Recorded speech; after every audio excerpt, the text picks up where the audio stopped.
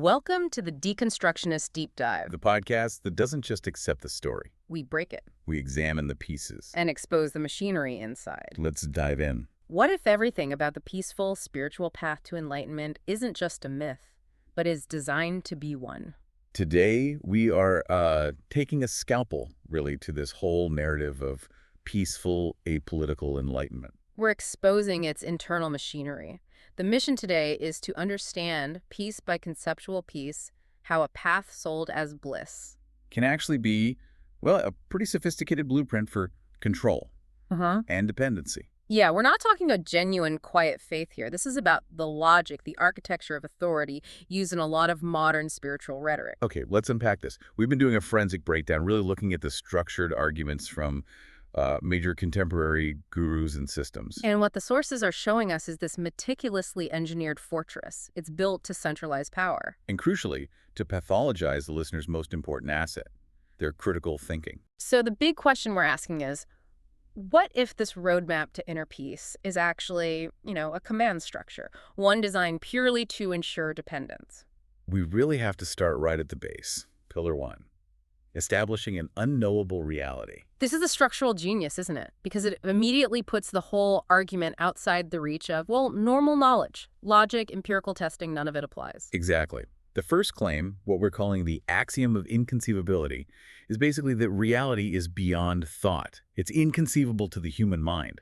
That's node one in the analysis. And what's fascinating, or maybe frustrating, is the immediate contradiction, the self-referential incoherence. How so? Well, you're told reality is beyond thought, yet the teacher then needs incredibly complex, thought-based lectures, books, hours and hours of explanation. To explain the thing that's supposedly beyond explanation. Right. If it's truly inconceivable, why the detailed seminar? It works precisely because it shuts down critique right from the start, if you try to question the logic. The answer's always ready. Oh, your mind's just too limited. You can't grasp it. It uses thought to tell you thought is useless. It's a neat trick, and they follow this up by setting up an unfalsifiable field, node 3. Right, this fundamental non-local field of awareness, sometimes called Brahman or consciousness or whatever. And it's presented as the sole source of all reality. But it's basically a theological claim dressed up as, what? Self-evident truth, pre-scientific fact. Exactly, and it's completely outside verification. You can't test it, measure it, falsify it. There's no way to check this claim of a non-local field of pure awareness. So it anchors the whole system in this absolute certainty, but makes it totally immune to any external check. And connecting this to the bigger picture, this is where they start undermining other ways of knowing, specifically science. Ah, yeah, the selective critique. Node 2. Science only creates models of reality, not reality itself. So it's useful for, building your phone, maybe. But totally useless for spiritual truth, apparently. It's a rhetorical firewall, essentially. It ensures nothing you already trust, logic, reason, evidence can get through the guru's conceptual fortress. Okay, so once that foundation is laid, this idea that only their system gets the real reality, they move straight to pillar 2, problem diagnosis. Right. They have to create a deep universal problem that, surprise, surprise, only their special solution can fix. And the target of this diagnosis is you, the listener, the flawed human machine. They go straight for pathologizing human intelligence itself. Node 6 is explicit about this. How does it phrase it? That human intelligence is corrupted by identity, by belief systems. Wow, that's aggressive. It undermines the very core of how we function, right? Consciousness, memory, social bonds. Your ability to think critically, to reason, to form complex ideas, all deemed faulty from the get-go. And it's not just the mind, is it? They go after your body, too. Your senses. Node 8. The 5 senses are dismissed as limited, just for survival. So empirical observation, your embodied experience, the shared world we all navigate through sight and sound and touch, that gets devalued. Why trust your eyes, basically, when the system tells you what you should be feeling or experiencing instead? This systemic devaluing then creates what you call the physical impasse, node 9. Yeah, because the body and senses are flawed and the external world is just, concepts. And then any desire for expansion through normal human means, relationships, achievements, social change, is declared hopeless. Absolutely hopeless via physical means, which conveniently creates this crisis. That only their transcendent, non-physical proprietary solution can solve. And here's where it gets really insidious, I think, for the listener. The sophisticated solipsism of Node 10. Solipsism, how does that work here? The claim is that the entire human experience happens only within the self. The you create your own reality line. Sounds profound, maybe even empowering at first. Right. But the function is to sever your connection to objective shared reality. If all your suffering is internal, purely subjective. Then what about external stuff? Political injustice, Yeah. climate change, other people's pain. Exactly. It all becomes secondary, maybe even illusory. It gives you a perfect escape route, morally and politically. Which leads us smoothly into pillar 3, the promised solution. Now that they've convinced you that your mind, your body, the world, it's all broken, they offer the fix, the proprietary technology of transcendence. And since reality is supposedly inaccessible to the mind, The solution has to be purely experiential. Node 4 makes this clear. Internal experience, especially these transcendent or bliss states, becomes the only valid source of knowledge. this is the ultimate authority shift, isn't it? It completely bypasses your intellectual defenses. Because if you achieve the state, well, you just know it's true. It doesn't matter what logic says. And if you don't achieve it, Then it's your fault. Proof you didn't follow the instructions properly. The system is never wrong. and the tool they usually prescribe, often it's yoga, meditation, some kind of inner engineering. Right. Node 13 frames yoga, for example, as the expansion of the sensory body to experience the universe as oneself. Which sounds experiential, physical almost. Right. But the claim itself, Is deeply metaphysical, experiencing the universe as you. That's a massive claim. masked as a technique. You do the posture, you do the breathing. But the promised outcome, oneness with everything, is inherently unfalsifiable. You only know it happened if you accept the guru's interpretation of your internal state. Okay, so that leads to the final pillar, the endpoint, pillar 4, the goal state. Which is blissful invulnerability, node 22, the ultimate measure of success in these systems. What does that mean exactly? Just being happy. It's more than that. It's being blissed out and crucially untouched by life, by its ups and downs, its difficulties. So, emotional anesthetic, basically. Feeling nothing when things get rough. Pretty much. The Yeah. system works if you feel nothing when the world is burning or when you face personal tragedy. And that state of passive disengagement, that's the logical endpoint they need. It justifies the whole structure. If the external world is a trap and only internal reality matters. Then the goal becomes just emotionally checking out from everything else, turning yourself into a fortress against, well, life. Okay, so we've mapped the architecture. Now let's look at the cracks. The internal contradictions and the embedded commands that weirdly actually reinforce the hierarchy. Keep the system closed and self-referential. Right. Where do we start? The biggest, most obvious one up front is what we're calling the no-thought paradox, node 5. Yes. The claim that the state of no thought is superior, necessary, the gateway to true reality.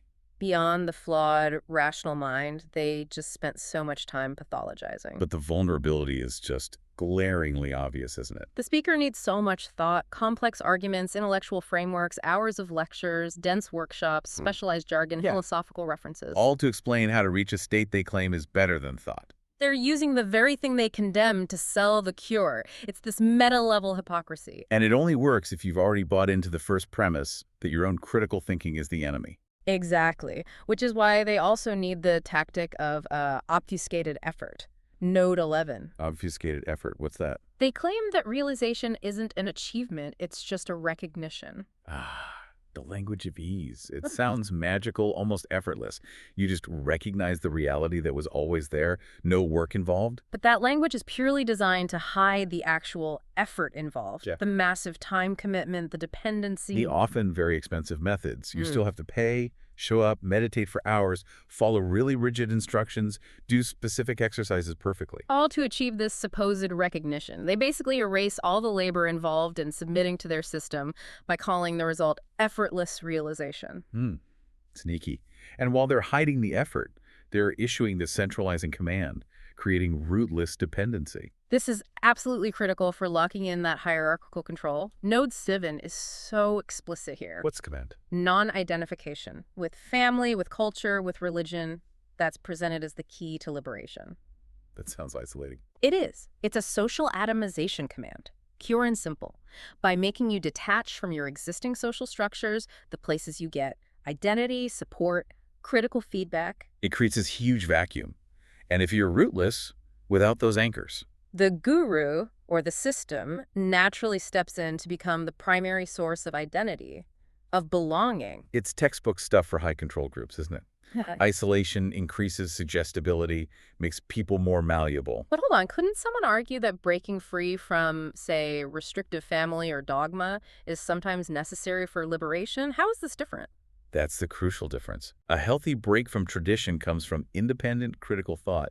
The very thing this system labels as the problem. Right. And it usually leads to finding new connections, chosen consciously. But the guru's command isn't about independent thought. It's about dissolving your existing ties, specifically in favor of the new, proprietary ties offered by the spiritual hierarchy. They don't want you to be free. They want you to be free for them. Nicely put. And then they immediately justify the need for that hierarchy itself. Node 20, the lock-in command. What is this one? Spiritual experience requires an infrastructure. Teachers, systems, courses, retreats, ashrams. Which conveniently justifies the need for a centralized, often commercial, usually expensive organization. To mediate the very enlightenment they claim is totally internal and free for everyone. It creates a spiritual supply chain, essentially. If the ultimate reality is supposedly inside you and universally accessible, Why do you need a multi-million-dollar corporation to help you find it? the infrastructure isn't there for the student's benefit, it's there for the teacher's wealth and power. Simple as that. And we can't skip over the scientific shell game. That intellectual bait and switch that gives the whole thing a veneer of modern legitimacy. Ah, yes, co-opting external authority. How does that play out? Well, first there's the emotional lever of science, Node 18. They sprinkle in claims like, oh, science is beginning to validate these ancient truths. Right, citing things like epigenetics, neuroplasticity, maybe telomeres, complex ideas that sound impressive but are often misunderstood by the public. Exactly.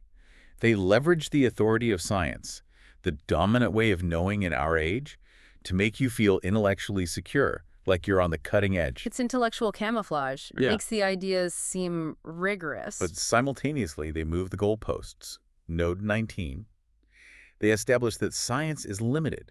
It only deals with the sub-empirical or the physical. So they use science for credibility when it suits them.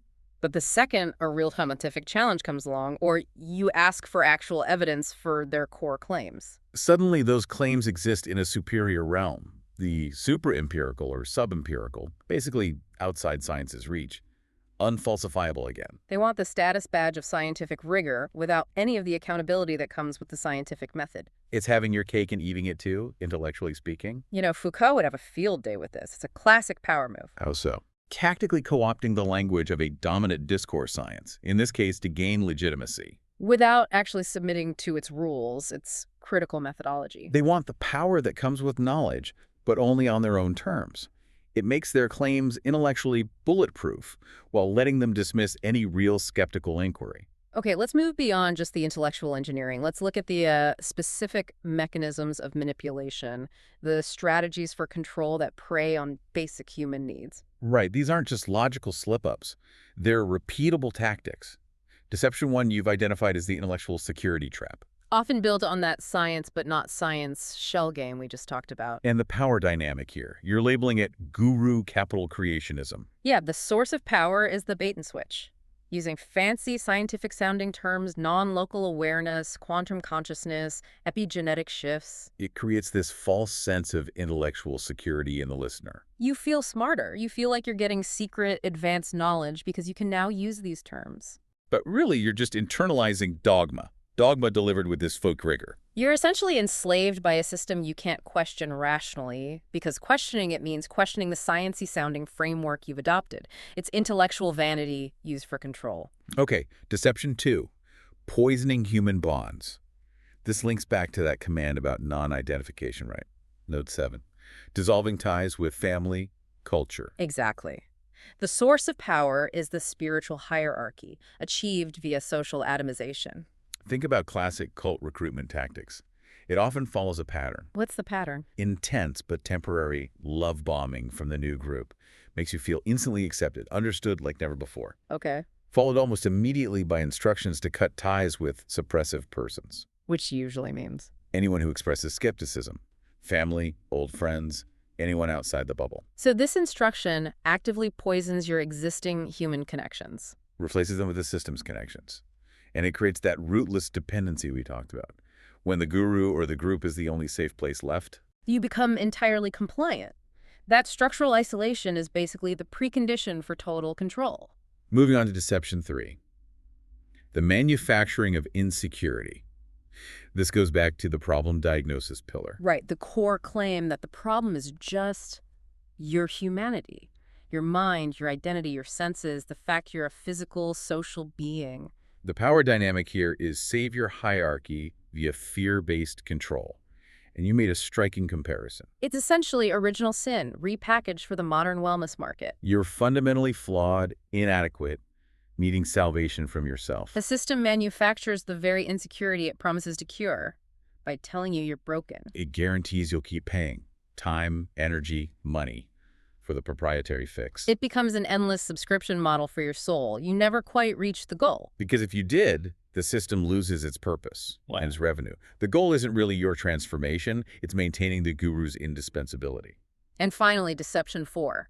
Ethical nihilism and political quietism. This stems from Node 14. What's the claim there? That in the expanded state, morality just happens. It's a natural consequence. You don't need to try to be moral or reason about ethics. So morality as an effort, as conscious choice, becomes useless. Pretty much. The power source fueling this is what we can call the apolitical spiritual empire. And this is dangerous because why? It completely dismisses complex, messy, real-world moral reasoning. Responsibility. If true ethics just flows from oneness, why bother wrestling with difficult moral dilemmas? The source material gave a really chilling example of where this can lead. Yeah, the scenario of watching a child drown and instead of acting, Calling it a beautiful modulation of consciousness. that level of detachment justifies radical inaction. It lets suffering, injustice just continue unchecked. You define it away as illusion or concept or just a necessary modulation of the universe. And this feeds perfectly into the ultimate goal we discussed earlier. Success is being untouched. Node 22. Which promotes the status quo by demanding personal anesthetic. If your goal is spiritual invulnerability, blissful detachment. The whole system functions as a perfect social tranquilizer. It's Marx's opium of the people, but maybe updated. A high-end designer pharmaceutical for the soul. The dream isn't to fight the injustice, the lash. It's to reach a state where you just don't feel the pain anymore. The function is anesthetic, not liberation. And it's incredibly effective at keeping people passive, self-absorbed, and uncritical of the power structures around them. Okay, to really drive this deconstruction home, we need to contrast this whole spiritual argument with philosophies that actually value the things it tries to kill. Thought, community, engagement. The heretical cross-reference. I like it. Where do we start? Let's tackle the rejection of no thought first. The spiritual argument wants to annihilate reason, but so much human liberation is built on reason. Think about Western rationalism generally. Reason is the source of authority, of freedom. Or look at Stoicism specifically. They valued logos, the rational faculty, as the highest human virtue, the only thing truly in your control. And Stoicism demands engagement, right? Yeah. Moral duty, social responsibility. It's the opposite of just denatching emotionally. Exactly. It's active management versus passive surrender. The guru says, stop thinking, surrender. The Stoic says, think harder, analyze, assert rational control. Even more modern thinkers push back. You mentioned Camus. Albert Camus, yeah. The existentialist. He found meaning in the relentless, conscious inquiry into absurdity. Meaning created through the struggle, through defiance and thought, not by passively realizing some prepackaged bliss. Right, and politically, telling people to turn off their minds is fundamentally anti-liberation. How could you possibly dismantle oppression without critical thought? Marxism, for instance, requires class consciousness. A critical, thought-based process of seeing your place in the system. Without that awareness, that critical thinking, there's no revolution, just blissful acceptance of whatever's happening. Okay, next. Challenging the rejection of atomization, that command to dissolve identity, family, social ties. This is where relational philosophies really highlight the human cost. Ubuntu philosophy, for example. I am because we are. Exactly. The self isn't defined by detaching, but through community, through relationships. The idea that you must cut yourself off from your context is, well, it rejects a lot of human wisdom. And it ignores how power works. Feminist standpoint theory, for example. Makes the point that your social position, gender, class, race, culture, isn't just baggage to be dropped. It's the crucial lens. The irreplaceable viewpoint from which you understand power dynamics, injustice. If you dissolve your identity, you erase the evidence of oppression. You make power invisible. Resistance becomes impossible. The system basically tells the oppressed, your problem isn't the oppression, it's that you identify as oppressed. Oof, yeah. Okay, finally, tackling the rejection of passive nihilism, that goal of blissful detachment. We need to contrast that with ethics rooted in struggle, in action. Like prophetic engagement in Judeo-Christian traditions, it requires active moral struggle against injustice. It demands you feel the pain of others, speak truth to power. It's the opposite of calling suffering a beautiful modulation. You act because you're touched, because you feel responsible. And look at movements like Black liberation theology. They find spiritual meaning in the struggle, not by retreating into some inner bliss bubble. The idea that detachment is the highest state feels like, well, a profoundly privileged perspective. It ignores anyone whose daily reality is struggle. The spiritual bypassing narrative says morality just happens automatically when you're enlightened. These other philosophies say, no, morality is an active, difficult choice that requires engaging with the world. And the final word perhaps comes from Nietzsche. Nietzschean philosophy would absolutely condemn this desire for passive bliss, for quietism. He'd call it ressentiment, right? Passive nihilism, life denial. Exactly. A refusal of the world in all its messy, difficult, tragic glory. True affirmation, for Nietzsche, requires engagement, effort, accepting suffering as part of life, not seeking an escape hatch into emotional numbness. Okay, so we pulled it apart, looked at the commands, contrasted it. Yeah. What's the final synthesis? What does it all add up to? The ultimate deception, I think, is that the system constructs this perfect, closed, logical loop. It's completely airtight. How so? Because any question you have, any doubt, any ethical pang, it's immediately dismissed. It's just proof that your flawed, thinking, unrealized mind is getting in the way. Your critical thinking becomes the traitor. The system turns your own mind against you. So liberation within their system depends on you voluntarily annihilating your own critical humanity, your thought, your identity, your moral compass. And this state of passive realization, who does it actually benefit? Not the individual user, that's for sure. They're left rootless, often financially drained, dependent. It functionally benefits the hierarchy, right? The social, economic, spiritual structure offering the proprietary methods to get there. It's not freedom. It's a really sophisticated form of spiritual bypassing that creates deep structural dependency on the very teachers and systems claiming to set you free. So the analysis suggests the real prison isn't your critical mind, which is probably screaming warnings at you. It's the persuasive system that convinced you your mind was the prison in the first place. They sold you the cure to a problem. They invented the problem of being a thinking, feeling, connected human being. Which leads to the final command. Not their command, but ours, perhaps. Intellectual self-liberation. We're calling it cognitive Armageddon. Yeah. It's the fierce, conscious reclamation of your messy, beautiful thinking humanity. Yeah. Your complex identity, your moral struggles, your rational faculty. As the ultimate tool, the non-proprietary tool for ethical and intellectual freedom. It's time to realize your critical mind isn't the disease, it's the cure. It's the only thing capable of seeing the system for what it really is. And that's our deep dive for this week. Remember, the most dangerous illusion is the one you don't know you're in. But now you know. So here's our question for you. So we've torn apart the blissed-out guru narrative. Now the real question is, what is the one spiritual or self-help idea you've held onto that you're finally ready to put on the chopping block? Let us know in the comments. Question the narrative. Deconstruct the dogma. See the system. We'll see you next time. Stay skeptical.